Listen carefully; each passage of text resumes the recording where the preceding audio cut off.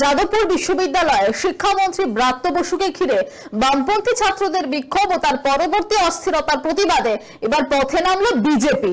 কলকাতা হাইকোর্টের অনুমতি নিয়ে আজ দুপুরে দক্ষিণ কলকাতার নবীনা সিনেমা হলের সামনে থেকে যাদবপুর থানার 100 মিটার আগে পর্যন্ত মিছিল করলেন বিজেপি নেতা কর্মীরা। মিছিলে নেতৃত্ব দিলেন রাজ্যের বিরোধী দলনেতা শুভেন্দু অধিকারী। মিছিল থেকে যাদবপুর বিশ্ববিদ্যালয় থেকে সেকু মাকুদের উৎপাটনের ডাক দিলেন তিনি।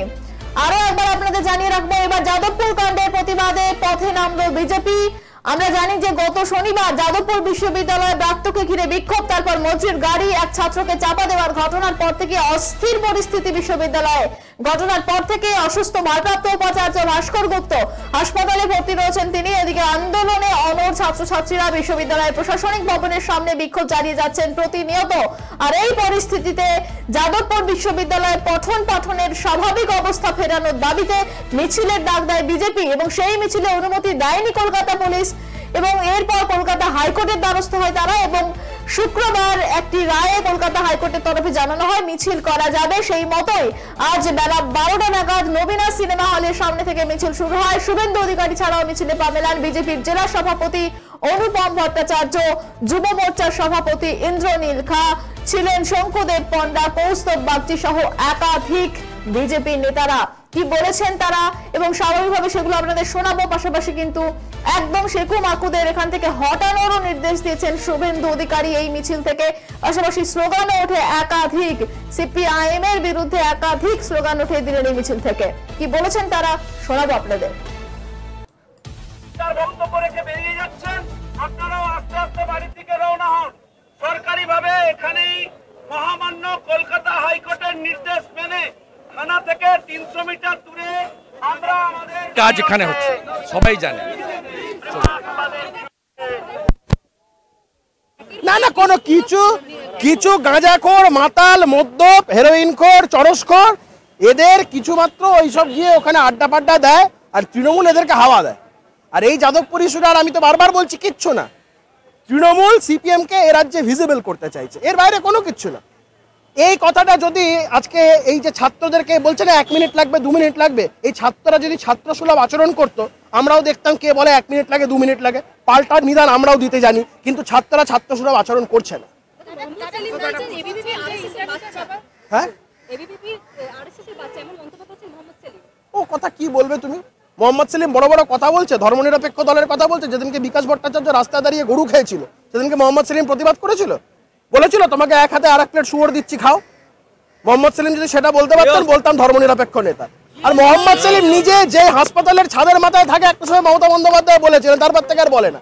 এরা সবাই তৃণমূলের থেকে উপকৃত। এই হাকিম সেলিম নামেও দেখবে খুব সুন্দর হৃদয়িক মিল আছে, খুব সুন্দর মিল আছে। বড় বড় ধর্মনিরপেক্ষতার কথা বলে, ছেলের বিয়ের কার্ডের নামে ইন দ্য নেম অফ আল্লাহ লেখে, কেন লেখে? ধর্মনিরপেক্ষতা। হ্যাঁ আমি বলতে পারবো না, কুণাল ঘোষকে বলুন ওই টেবিল চাই, প্রিজন ম্যান চাপ রাখ না, প্রিজন ম্যান ভালো করে চাপ রাখ। ওই অবস্থায় কুণাল ঘোষকে দেখতে ভালো লাগে, আলফাল বকতে ভালো লাগে। পুলিশ সব জানে, পুলিশ চাইলে সব হয়। কিছু মাকু এখানে জুটেছে। বিশ্ববিদ্যালয়টার 12 বাজার আমাদের কাছে ডকুমেন্ট এসছে, কারা ড্রাগের ব্যবসা করে বার করবো, দাঁড়ান ব্যবস্থা করছি। এখন ভূত খুঁজতে, ভোটার খুঁজতে ভূত নেমে পড়েছে, তৃণমূল আবার নেমেছে। তৃণমূলই তো অদ্ভুত একটা ভূত এরাচ্ছে। ওরা নেশার আখড়াখানা বানিয়েছে কিছু মাল, ওগুলোকে আগে ধরতে হবে। হ্যাঁ এটা এতদিনে কুণাল ঘোষ ঠিক বুঝেছে, কিন্তু বামপন্থী যে ওনাদের বন্ধু সেটা আমি। নমস্কার, আপনারা দেখছেন 24 আওয়ার্স টিভি। আপনাদের সঙ্গে এই মুহূর্তে আমি রয়েছি প্রিয়াশ্রী।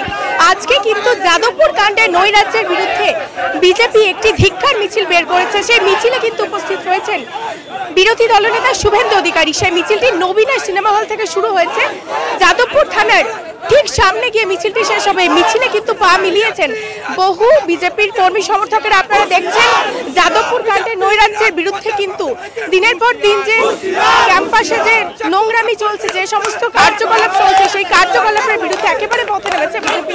কথা বলার চেষ্টা করবো।